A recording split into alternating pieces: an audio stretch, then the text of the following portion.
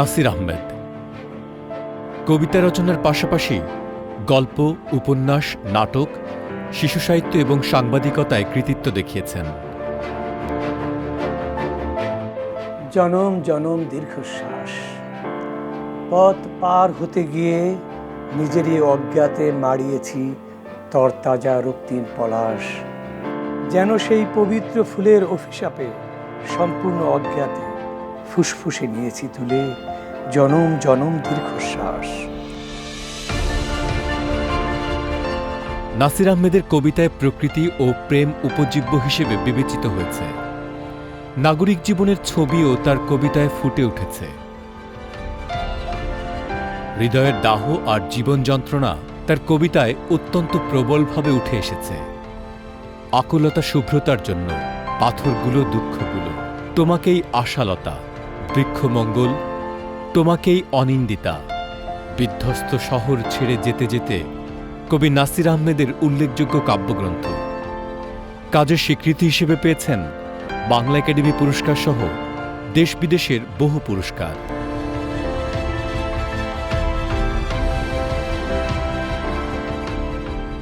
আজ আমাদের শিল্পবাড়ির অতিথি কবি নাসির আহমেদ।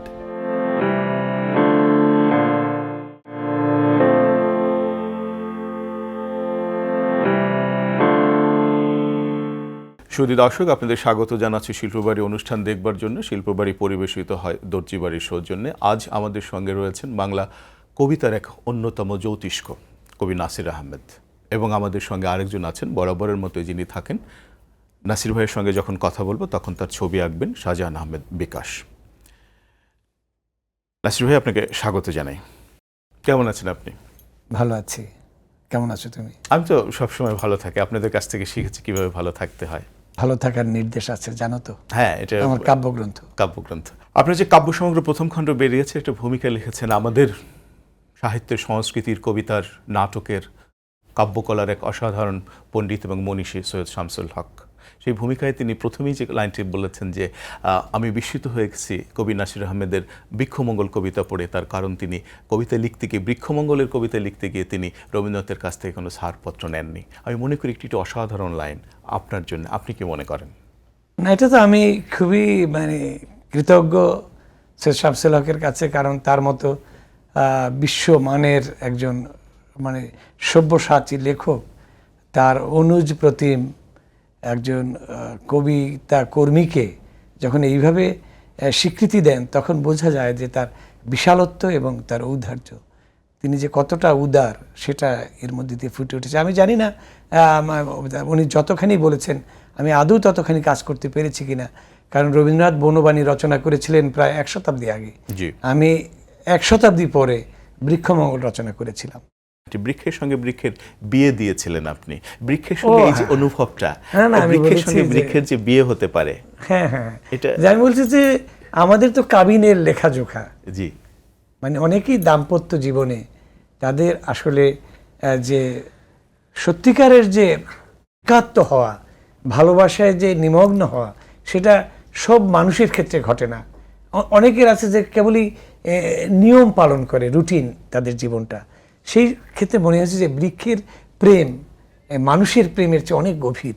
সেখানে মনে হয়েছে যে বৃক্ষ কিশোরীরা খিলখিল করে বনভূমির মধ্যে হেসে উঠছে, জোনাকির টিপ পরা বৃক্ষ কিশোরীরা সন্ধ্যাবেলায় জোনাক পোকা বনভূমির মধ্যে, সেখানে কিশোরী বৃক্ষরা মাঝারি যে গাছগুলি, তার ফাঁকে ফাঁকে জোনাক পোকাগুলি মনে হচ্ছে যে যেন টিপ পরা তরুণী বৃক্ষেরা, এবং তাদেরই বলেছে যে বিবাহ বার্ষিকী আজ, হ্যাঁ, যে সেখানে একটি গাছের সঙ্গে একটি লতার, এরকমই কবিতাটা।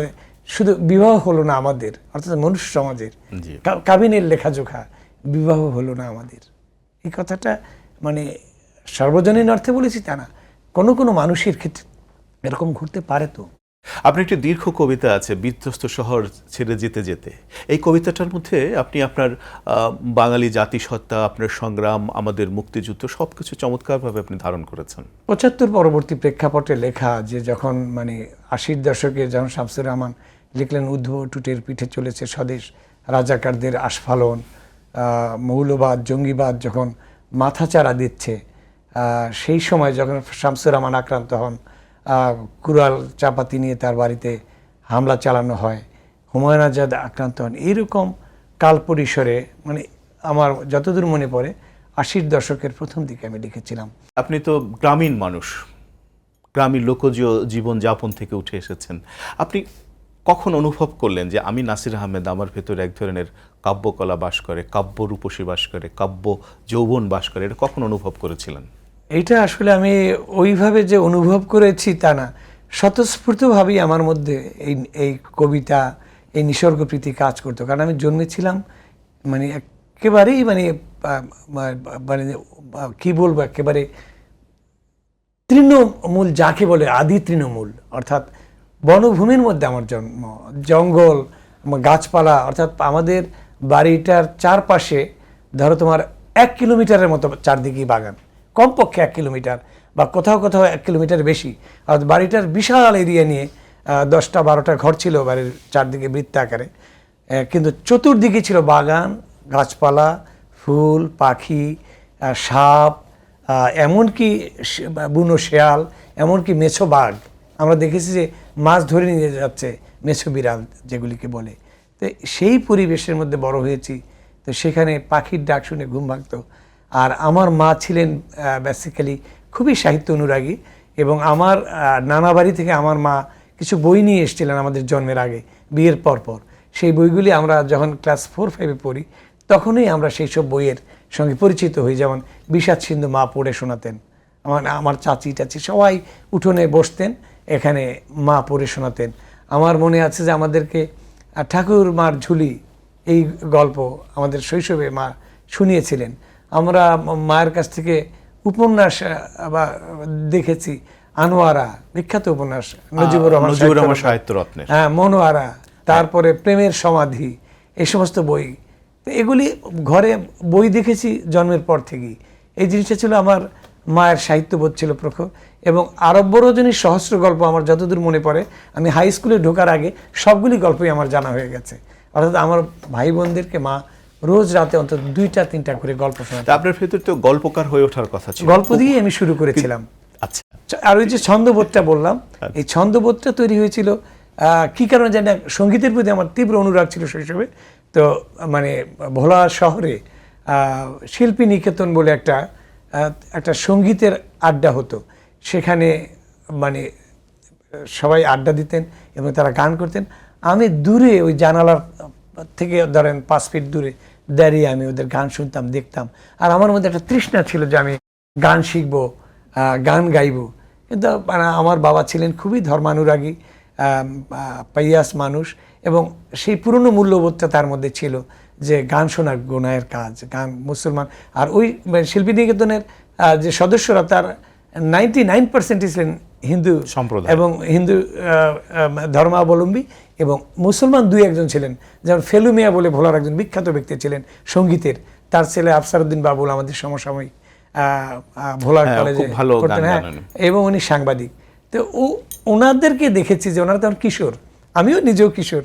তো সেই সময় দেখতাম যে মন্টিবাবু স্যার তবলা বাজাতেন, অসাধারণ সুন্দর বাজাতেন। পরবর্তীকালে আমার হাই স্কুলে আমার শিক্ষক হয়েছিলেন, এরব হাই স্কুলে।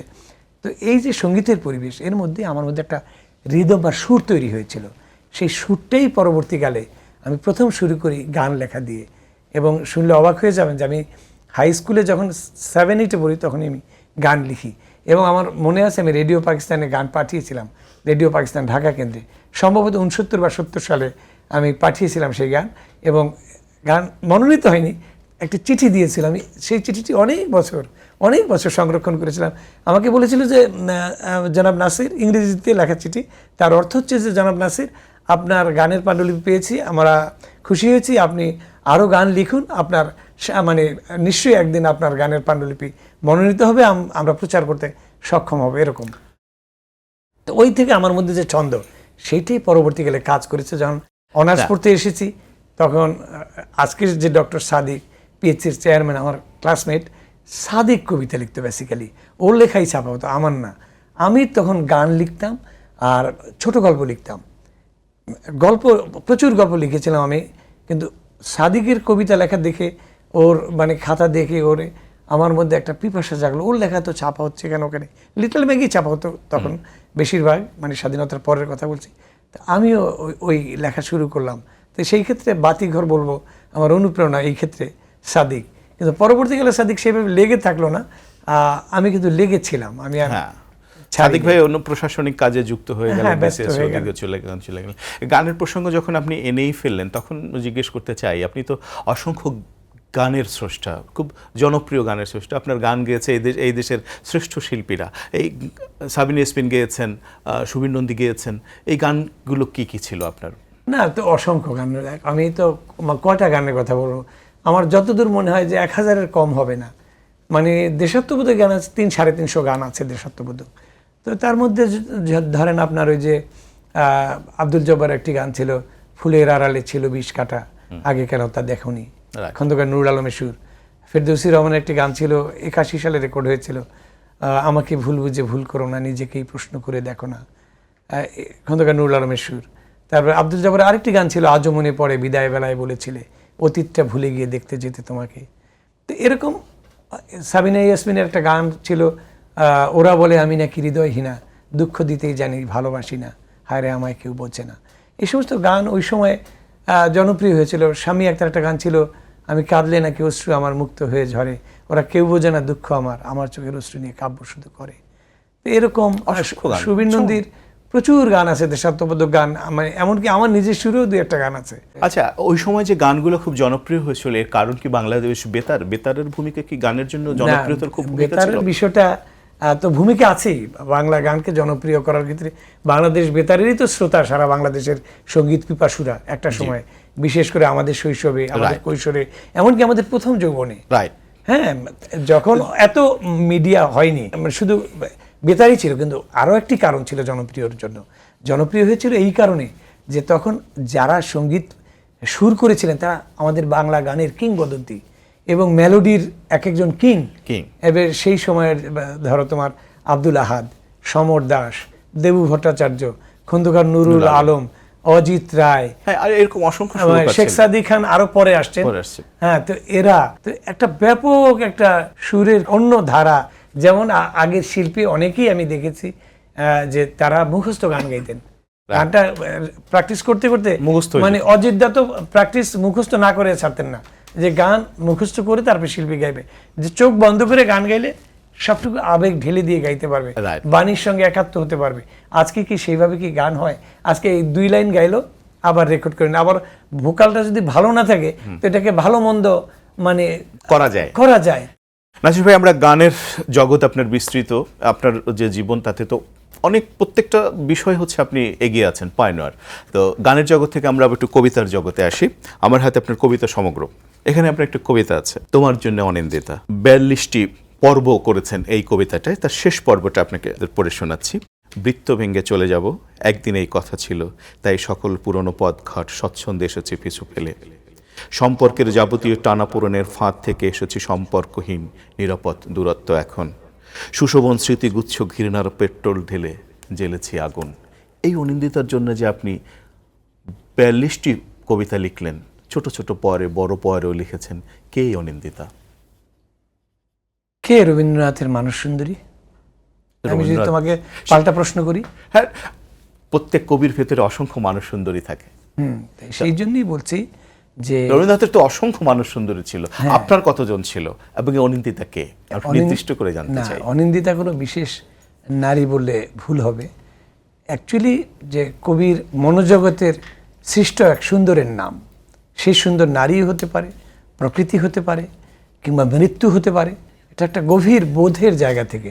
এবং তুমি কবিতাগুলি পড়লে লক্ষ্য করবে যে তোমার জন্য অনিন্দিতা অধিকতর সিম্বলিক এবং মানে অন্তরালোবর্তী কবিতা। হ্যাঁ, তুমি ধরে নিতে পারো 2-1টি কবিতা কোনো নারীও এসছে, আমাদের এই সমাজেরই কোনো নারী হয়তো এসছে, কিংবা হয়তো কোনো প্রবাসিনী চলে এসছে, যাকে হয়তো আমি এইভাবে নাম উল্লেখ করে চিহ্নিত করব না। তবে এর মধ্যে শুধু তোমার জন্য অনিন্দিতা যে একজন নারীর কবিতা তা নয়, কিন্তু অসংখ্য নারীকে, যেমন তোমাকেই আশালতা বলে আমার একটি বই আছে, সেই বইটি একজন নারীকে নিয়ে শুরু হয়েছিল। রবীন্দ্রনাথের যদি মানস সুন্দরীকে আর কত দূরে নিয়ে যাবে মোরে তোমার সোনার তরী, না সে তো রবীন্দ্রনাথ। আমরা আজকে না, কথা না, না, বলছি বাংলা কবি কবিতা- নাসির আহমেদের সঙ্গে। হ্যাঁ, কবি বাংলা নাসির কবিতার আহমেদের ঐতিহ্যে। কবি নাসির আহমেদের প্রেম সম্পর্কে কসরুনের প্রেম কতদূর বিস্তৃত, কতজনের সঙ্গে কবি অনেক নাসির আহমেদ বিস্তৃত, যুক্ত ছিল? অনেক বিস্তৃত। সেটা কতটা এতে নির্দিষ্ট কোনো করে কি সন্দেহ আমরা নেই। কোনো সংজ্ঞায় যেতে পারি? হ্যাঁ, যেতে পারি। সেটা কিরকম হতে পারে? আশালতা, অনিন্দিতা, এরকম নামে তুমি চিহ্নিত করতে পারো। আসলে তো কবিতাটা তো আপনি তো মুখস্থ বলতে পারেন, হ্যাঁ, পারি। একটু বলেন। এতদিনে মনে হলো হায় আপনাকেই বলা যেত আমার একান্ত কথাগুলো, চর্যার ভাষার চেয়ে প্রাচীন এবং দুর্বোধ্য যে কথা এই সংসারের কেউ কোনোদিন বুঝলো না, সে ভাষার মানে এবং যথার্থতার অনুবাদ হতে পারতো আপনার হাতেই।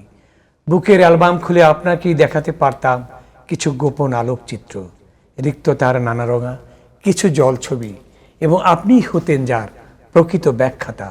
বড় দেরি হয়ে গেল হায় আশালতা। হৃদয়ের প্রশ্ন শুধু এতদিন কোথায় ছিলেন? নিঃশব্দে নিজেকে আজ ধিক্কারে ধিক্কারে খুব দগ্ধ করে ফেলি। যে নিবিড় মমতার হরিত শ্যামল ছায়া আপনার দু চোখে, কৈশোরে তো স্বপ্নে সেই লাবণ্য দেখি একটি কিশোর বুনো পাখি হয়েছিল। ঝড় বৃষ্টি রৌদ্রে উড়ে ঘুরে ঘুরে এত ক্লান্ত হলো, ডানার ক্রান্তির কালি মুছিয়ে দেয়নি কেউ তার। এতদিনে নির্বাসিত যখন স্বপ্নেরা, যখন কাটার ঝোপে আটকা পড়েছে দুটো ডানা, তখন এলেন কেন স্বপ্নের কাঙ্ক্ষিত আশালতা? জানি আপনার বুকেও খুব অনুতাপ এই মুহূর্তে ঢেউ তুলে যায়। আপনিও নিঃস্ব আর রিক্তা সন্ন্যাসিনী। আপনাকে আবৃত্তি করে এমন সুযোগ্য ভাষাবিদ এখনো আসেনি ওই নিঃসঙ্গ জীবনে। দু চোখ দেখেই সেই ব্যর্থতার ভাষা আমিও পড়েছি। নিঃসঙ্গ লতার মতো কোনো বৃক্ষ খুঁজে খুঁজে পথের ধুলোয় গেছে আপনারও তো 18 বছর। মুখোমুখি আজ সব প্রাপ্তির ওপর শুধু যৌথ দীর্ঘশ্বাস।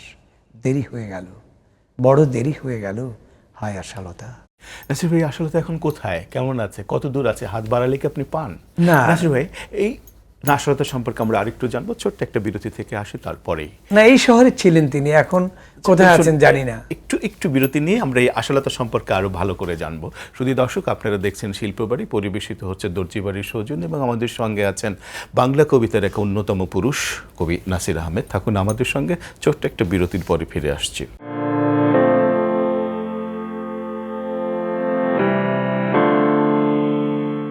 শুধু দর্শক, আমাদের সঙ্গে থাকবার জন্য কৃতজ্ঞতা জানাই। আমাদের সঙ্গে আছেন শিল্পবাড়িতে আজ কবি নাসির আহমেদ। নাসির আহমেদ, আপনার জানতে চেয়েছিলাম আশালতা কোথায় আছে, কত দূর আছে? হাত বাড়ালে কি আপনি এখন তাকে পাচ্ছেন? আশালতা মানে যে কোনো নারীর একটা সিম্বলিক নাম, কিন্তু আচ্ছা, আপনারা এড়ান কেন? না, এড়ানোর কিছু নেই। সিম্বলিক আমার আশালতা আছে। আমার স্ত্রীকে যদি কেউ আমার বিবাহের আগে ভালোবেসে থাকে, বা যদি তার ভালো লেগে থাকে, বা আমার বিবাহের পরেও যদি কারোর তার প্রতি পিপাসা জেগে থাকে, মানে সে যদি আমার কাছে, মানে আমার স্ত্রীর নাম ধরে যদি কিছু লেখে কোনো পত্রিকায়, আমার সঙ্গে তার দাম্পত্য সম্পর্কটা কি স্বাভাবিক থাকবে? বাঙালি পুরুষ কি এতটাই উদার? নিশ্চয়ই। আমি যে আশালতা নাম যাকে দিয়ে কবিতা লিখেছি, তিনি যদি ধরেন এই শহরের কোনো নারী হন, এবং যদি এই নামটি, আমি কবিতাটি লিখেছি আজ থেকে 25 বছর আগে, যদি এই নামটি যদি আমি তখন উচ্চারিত হতো, এবং সেই তরুণীর সংসারটি কি থাকতো? আপনি বলেন। নিশ্চয়ই থাকতো না। মানে অশান্তি হতো। মানে ঝড় এটা কি হতো, কোনো ঝড়ে এটা কি এলোমেলো হয়ে যেত। ভদ্রতা? এই যে মানে নজরুলের যে এত কবিতায় যে এত প্রেমিকার যে আকুতি, একবারও কি নাম উচ্চারিত হয়েছে কোথাও? মানে প্রকৃত নাম বাংলা সাহিত্যে কি পাবেন এরকম প্রকৃত নাম? আমরা সেটা প্রকৃত নাম না, কিন্তু আমি বলতেছি আমি আশালতা নামেই বললাম যে হ্যাঁ, আশালতা একদিন বিশ্ব নাগরিক ছিল, আশালতা একদিন বাংলাদেশের নাগরিক ছিল, আশালতা মানে গত 2 দশকে কোথায় কিভাবে কোন জনস্রোতে মিশে গেছেন সেটা জানার আর সুযোগ নাই। সেটা ক্রমাগত ধূসর কুয়াশার মতো জীবনানন্দের কবিতার যে রহস্যময়তা, সেই রহস্যের মধ্যে বিলীন হয়ে গেছেন। হয়তো তিনি এই জনপদে আছেন, এই শহরেই আছেন, অথবা এই শহরে নেই। প্রেম আপনি পড়েছেন না? আপনার প্রেম আপনার জীবনে এসেছে?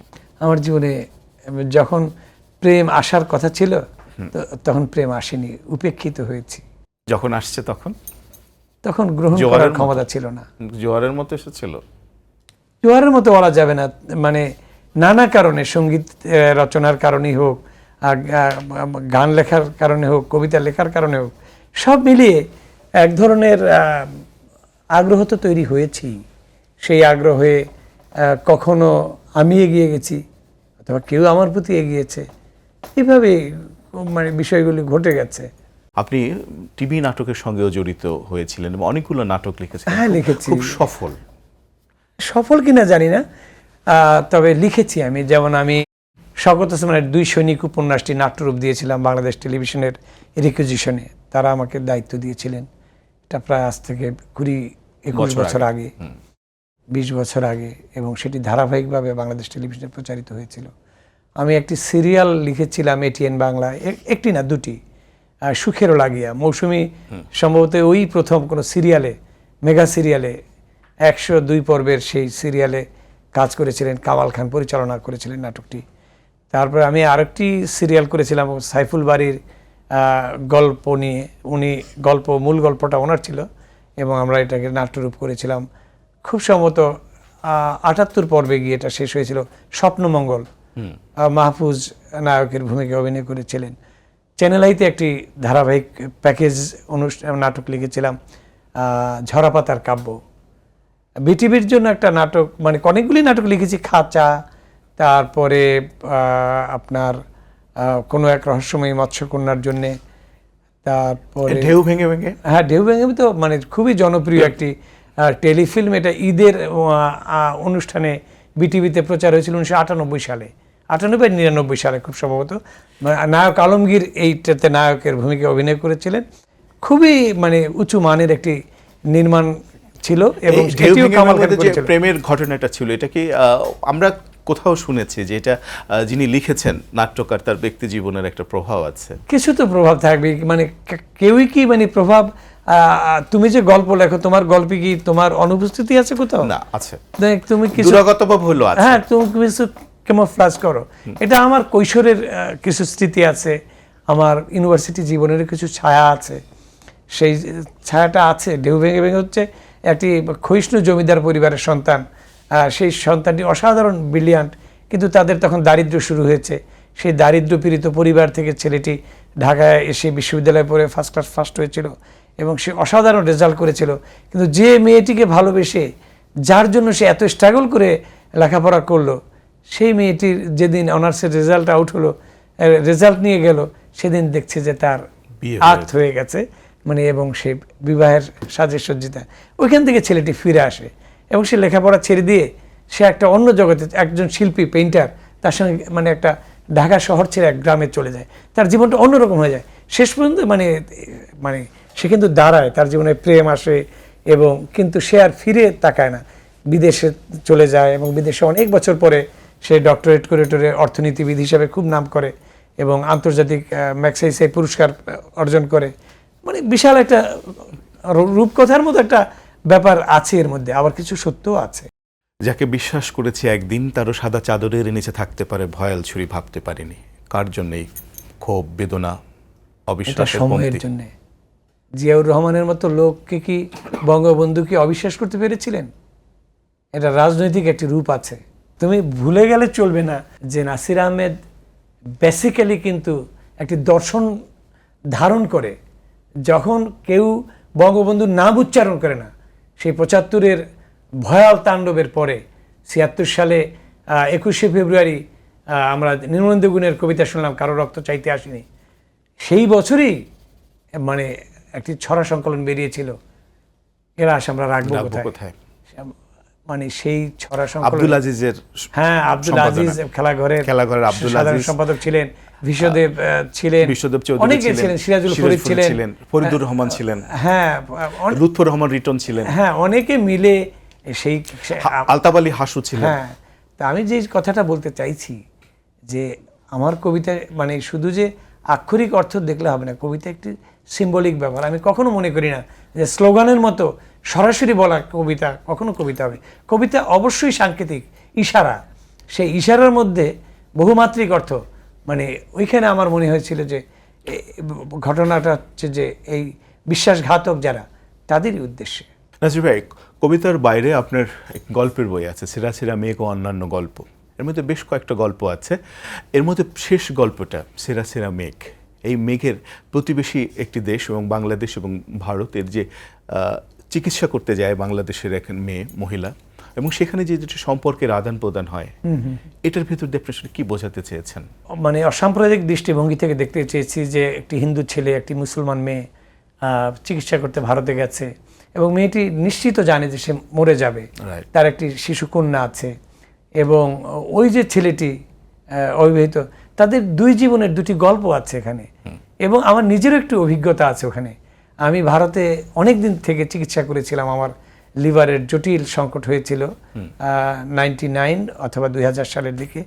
তো আমি অনেকদিন ছিলাম একটা হাসপাতালের এনভায়রনমেন্টগুলি আমার দেখা, এবং যে গল্পটা এর মধ্যে কিছু কল্পনা আছে, কিছু গল্প আমি নিজে তৈরি করে নিয়েছি, কিছু গল্পের ভিত্তি আছে ওখানে, সেই ভিত্তিটাকেই আমি একটু সম্প্রসারিত করেছি। তো আমার মনে হয়েছে যে আসলে মানুষের জীবনে আকাঙ্ক্ষা কখনো পূর্ণ হয় না, মানুষ যা চায় তাহা কখনো পায় না। যে রবীন্দ্রনাথের সেই বিখ্যাত কথা, মেয়েটির জীবনে যাকে চেয়েছিল তার বাবা তাকে পেতে দেয়নি, আবার মানে যাকে চাইলো না তার সঙ্গে তার সংসার করতে হচ্ছে মেয়েটির। তার দাম্পত্য জীবনে কিন্তু অসুখ আছে, আবার স্বামীর প্রতি খুবই বিশ্বস্ত। মানে স্বামীর মানে শ্যামলের প্রতি অনুরাগ পোষণ করলে স্বামীর প্রতি অন্যায় করা হবে কিনা এই মনোযাতনায় কিন্তু দংশিত হয়, একটু মনস্তাত্ত্বিকতা আছে। এবং শ্যামলের জীবনেও কিন্তু একাধিক প্লট আছে, এটি একটি বড় উপন্যাস হতে পারে। হ্যাঁ, একটি উপন্যাসেরই ক্যানভাস দৃষ্টিকোণ থেকে। তবে আমি কিছুটা পোয়েটিক ডিকশনে লিখতে চেয়েছি আর কি। না, সেটা ঠিক আছে। এবং এর যে আরেকটি প্রথম গল্প, এই সিরাজশাহ মেঘ এবং অন্যান্য গল্পের যে প্রথম গল্পটা ঝরাপাতার যে রঞ্জু যখন হাসপাতালে যায়, তার মা অসুস্থ, এবং আপনার হাসপাতালের অভিজ্ঞতাটা খুব বাস্তবায়ন, অনেক বাস্তব, এবং সেটা গল্পের মধ্যে পড়লে বেশ কয়েকটা গল্পের মধ্যে আপনার হাসপাতাল এবং রোগ এই বিষয়গুলি আছে। এটা হয়তো জীবনেরই অনুষঙ্গ, এই জন্য আমি জীবনে উপলব্ধি করেছি। এবং রঞ্জু যখন ওর বান্ধবীকে দেখে ওই হাসপাতালে, আমার মনে হয় এটা দুটো গল্প হতে পারতো। এটা কিন্তু দুটো গল্পের ক্যানভাস। একটা হচ্ছে মায়ের চিকিৎসা এবং ভাই বোনদের মধ্যে তখন কে চিকিৎসা করাবে, কে কতটুকু করবে, কত টাকা লাগবে, কে থাকবে, এই নিয়ে যখন টানা পড়েন, তখন কিন্তু গল্পটা শেষ হয়ে যায় রঞ্জু এবং তার প্রেমিকাকে কেন্দ্র করে। গল্পটা হচ্ছে যে আসলে এই গল্পের অংশটা আমার দেখা, যে একজন মা মরে যাচ্ছে, তার সন্তানরা কিভাবে মাকে বাঁচিয়ে রাখবে সেটা নিয়ে মিটিং করতেছে, লাইফ সাপোর্ট দেবে কি দেবে না, মানে এইসব নিয়ে তারা ইয়ে করছে, এবং তাদের যে কঠিন অবস্থা। এবং যে হাসপাতালটির বর্ণনা দিয়েছে ওই হাসপাতালে আমি ছিলাম, এবং ওই হাসপাতালেই মানে যে মেয়েটির কথা বলা আছে সেই মেয়েটি কিন্তু মানে ওই হাসপাতালেই তার বাবার চিকিৎসার জন্য এসছে।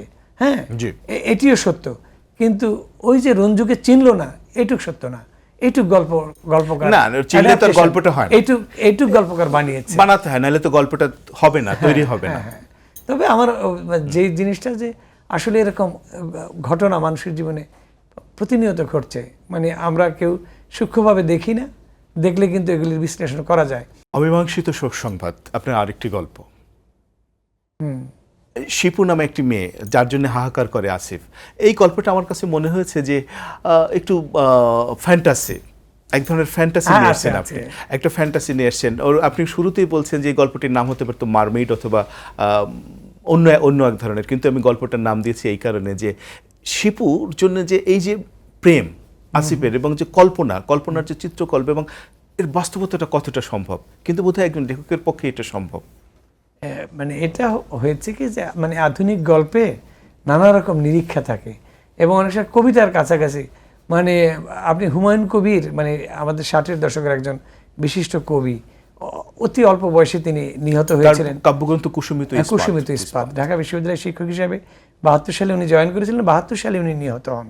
তো ওনার মানে কয়েকটা গল্প আমি পড়েছিলাম, যে প্রাণঘাতী ঘড়ি, মানে একটা গল্প যে কতটা সিম্বলাইজড করা যায়, সিম্বলিক হতে পারে। কবির লেখা গল্পে সেখানে প্রতীকী হবে না, এবং সেখানে কাব্যময়তা থাকবে না, এটা আমি বিশ্বাস করি না। আমি কিছু গল্প আছে যে খুবই সিরিয়াসলি একেবারে বস্তুবাদী চেতনা থেকে লিখেছি, মানে আবার কিছু গল্প আছে যেখানে আমি একটু কাব্য করবার প্রয়াস পেয়েছি, যেমন পুরুষ গল্পটা আপনি পড়েছেন। পুরুষ গল্পটা আমি আসবো। হ্যাঁ, তো তোমার ওই অভিজ্ঞতা দিয়ে তুমি দেখো যে পুরুষ গল্পটা হচ্ছে কি রূঢ় বাস্তবতার গল্প, রিয়ালিস্টিক গল্প। আবার এই গল্পটার মধ্যে যে দেখা যাচ্ছে যে শেষে একটা বিমান চলে যাচ্ছে, সেই বিমানের প্রপেলারের সঙ্গে ভেসে যাচ্ছে একটা মানুষ, যে মানুষটা মারা গেছে, মানে অনিকের বাবা। বিকাশ ভাই, নাসির ভাইকে তো অন্যরকম একদম রূপসী নাসির ভাই বানায় ফেললেন। আপনি তো দেখতে পাচ্ছেন, আপনাকে খুব চমৎকার আঁকছেন, এখনো আঁকছেন। তো একটু বলুন তো, কবি নাসির আহমেদকে কতটা আঁকলেন আপনি এ যাবৎ পর্যন্ত? কবি নাসিরকে আজকে যেরকম দেখা যাচ্ছে, আসলে কবি নাসির আহমেদ এরকম না। এবং উনি আগেই বলেছেন যে অসুস্থতা ওনাকে একটু গ্রাস করেছে কিছুদিন আগে, তবে তার মনের জায়গাটিকে তো আর গ্রাস করতে পারেনি। তো তার যে আসল যে রূপ, সেটি আমি যতটুকু জেনেছি সেইভাবে আমি চেষ্টা করছি আজকে, কারণ কতটুকু হবে জানি না। তো আজকে যেভাবে ওনাকে দেখছি, আমরা সবাই হয়তো যেভাবে দেখছি সেইভাবে আমি তাকে দেখছি না, আমি একটু অন্যভাবে তাকে দেখছিলাম, তারই হয়তো একটা রিফ্লেকশন আমরা কিছুক্ষণ পরে হয়তো পাবো। চমৎকার। নাসির ভাই, আমরা জানি যে আপনি আমাদের কবিতার এক কিংবদন্তি পুরুষ এবং সম্পাদক হিসাবে, সাহিত্য সম্পাদক হিসাবে কিংবদন্তিকে ছাড়িয়ে গেছেন যিনি। আমাদের অঞ্চলেরই মানুষ কবি আহসান হাবীবের সঙ্গে আপনি দীর্ঘদিন কাজ করেছেন, ছিলেন, তার সাহচর্যে ছিলেন। এই যে কিভাবে আপনি তার সঙ্গে যুক্ত হলেন এবং আহসান হাবীবকে কিভাবে আপনি অনুভব করেন এখনো, এবং আমি জানি আপনি খুব শ্রদ্ধার সঙ্গে, খুব গরিবের মমতার সঙ্গে তাকে উপলব্ধি করেন। আপনার উপলব্ধিটা জানতে চাই কবি আহসান হাবীব সম্পর্কে। কবি আহসান হাবীব নাসির ভাই, একটু ছোট্ট বিরতি থেকে এসে আপনি জানবো আহসান হাবীব সম্পর্কে। শুধু দর্শক, আপনারা দেখছেন শিল্পবাড়ি, পরিবেশিত হচ্ছে দর্জিবাড়ির সৌজন্য, এবং আমাদের সঙ্গে আছেন আমাদের বাংলা কবিতার এক অসামান্য মানুষ কবি নাসির আহমেদ। থাকুন আমাদের সঙ্গে, থাকুন শিল্পবাড়ির সঙ্গে।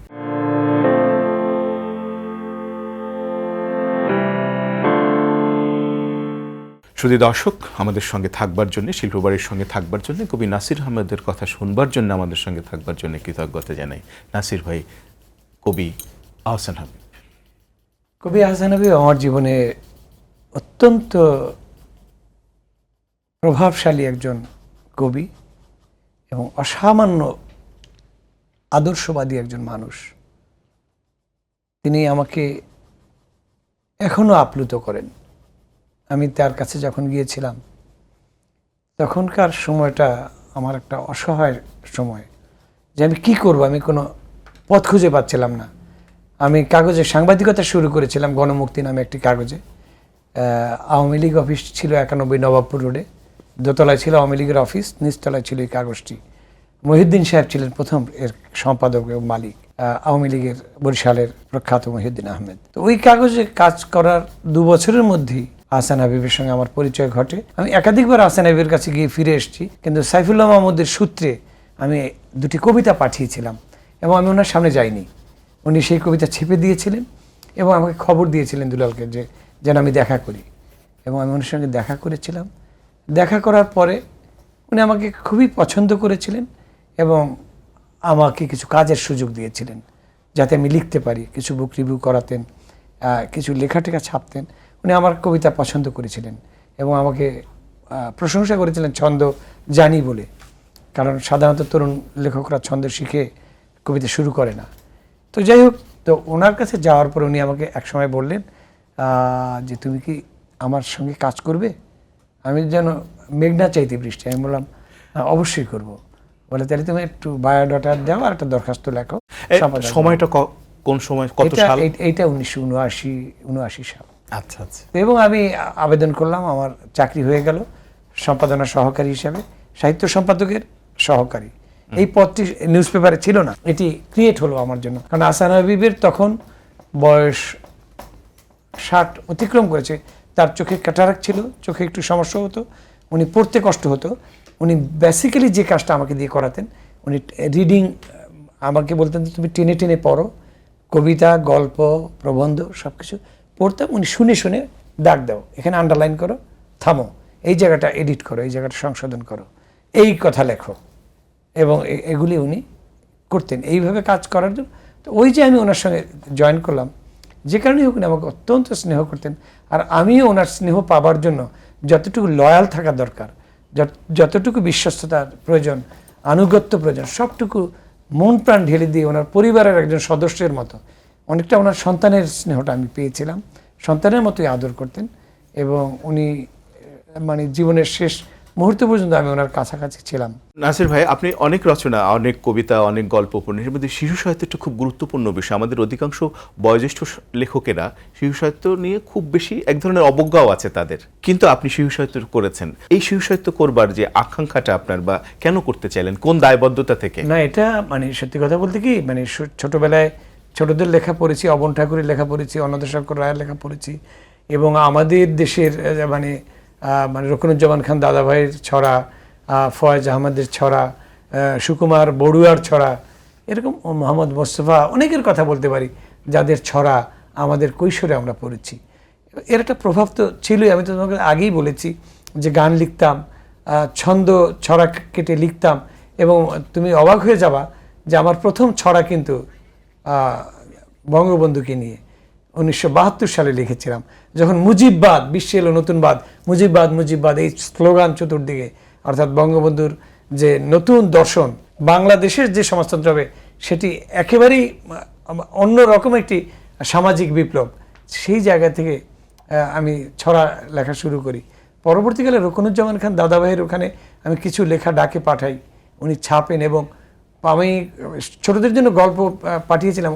তুমি অবাক হয়ে যাবা যে এত অল্প বয়সে আমি লেখাটা শুরু করেছিলাম, যে মানে সদ্য ইউনিভার্সিটিতে ভর্তি হয়েছি সেই সময় দাদাভাই আমার মাসের এ প্রান্তে ও প্রান্তে গল্প ছিলেন। যেমন আমার এখনো মনে আছে 26শে জুন 1976 জুনুর জন্য গল্প, আর ঠিক ওই পরের মাসের 26শে জুলাই গল্প ছাপলেন শিমুর বিরাও।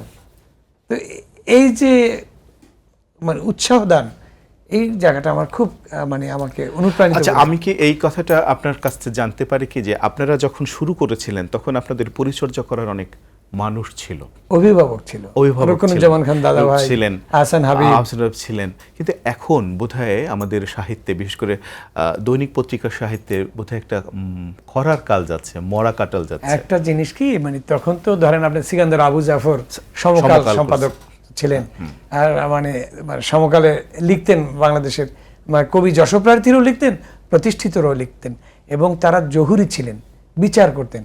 এমনকি আমাদের আবুল হাসনাত পর্যন্ত সংবাদের, তিনিও মানে একটা শেষ স্তম্ভ পর্যন্ত, শেষ স্তম্ভ।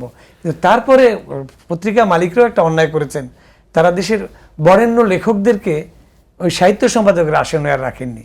তারা কম টাকায় তরুণ সাহিত্যে নবীন লেখালেখি করছে, একটু কবি যশপ্রার্থী, এদেরকে দিয়ে কাজটা করতে চেয়েছেন। এদের দিয়ে করানো যেত। আমিও তো অ্যাসিস্ট্যান্ট হিসেবে আসানের সঙ্গে কাজ করেছি, 8 বছর কাজ করার পরে আমি নিজে দায়িত্ব নিয়ে কাজ করেছি। কিন্তু এই জায়গাটায় করলেন কি, আমাদের সব কাগজেই সাহিত্যটার গুরুত্ব দিলেন না।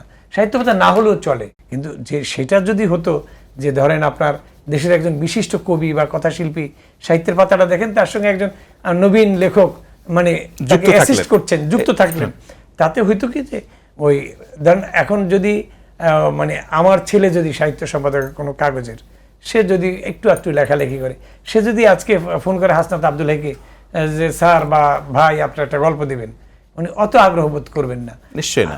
সেই জায়গাটায় যদি নির্মন্দ বোন ফোন করে যে হাসনাত ভাই একটা গল্প দিতে হবে, তিনি কিন্তু অব্লিগেশনে পড়ে যাবেন। নির্মন্দ গুণ ফোন করেছে, না দিয়ে কি পারি, দিতে হবে।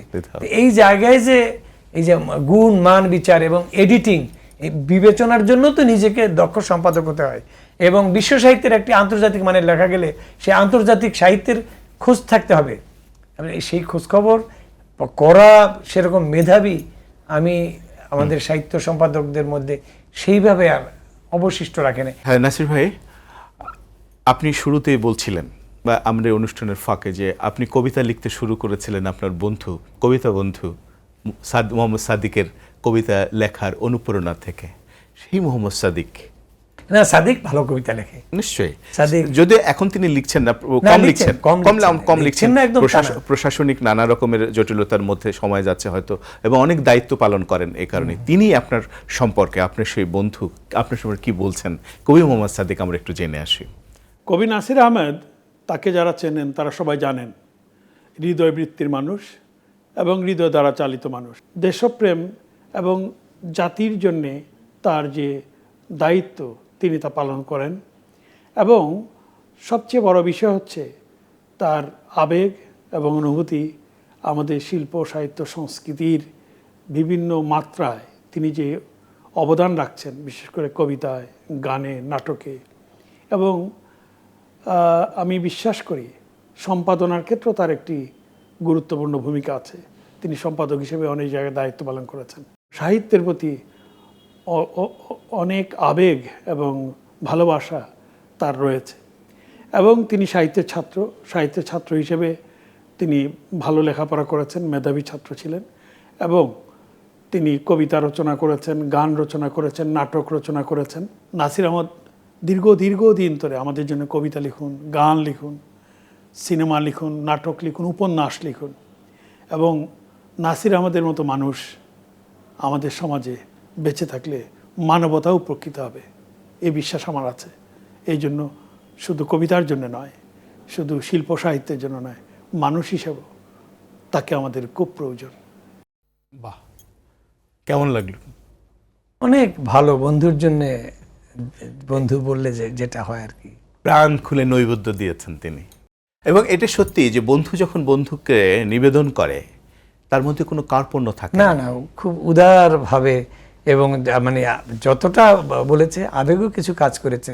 হ্যাঁ, আমি হৃদয়ের চালিত, এটা ঠিক সাদিকরা বলেছেন, হৃদয়বৃত্তি তাড়িত, কিন্তু বুদ্ধিবৃত্তিক বিষয়গুলো সেগুলি না হলে আবার হৃদয়বৃত্তিটা থাকে না।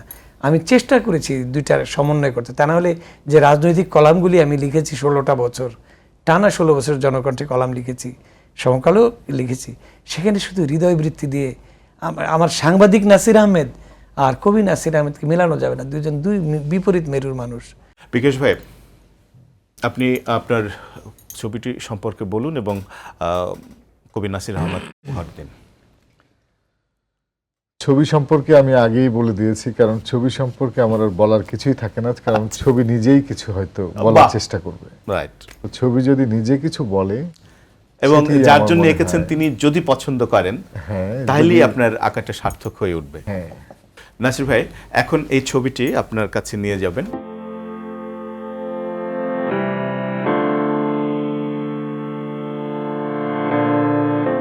একেবারে মানে শৈল্পিক একটা মানে স্কেচ, যেটার মধ্যে মানে এমনকি আমার এই যে সাম্প্রতিক অসুস্থতা, যেটা আমি আয়নাতেও এইভাবে দেখি না, আমার ভালো লাগছে। থ্যাংক ইউ সুন্দর কাজের জন্য। নাসির ভাই, আপনার যে বিচিত্র জীবন, যে দীর্ঘ যাত্রা, কবিতার সঙ্গে, গল্পের সঙ্গে, শিশু সাহিত্যের সঙ্গে, সাংবাদিকতার সঙ্গে, সেই অভিজ্ঞতার তুলনায় আমাদের এই অনুষ্ঠানটি খুবই ছোট শিল্পবাড়ি।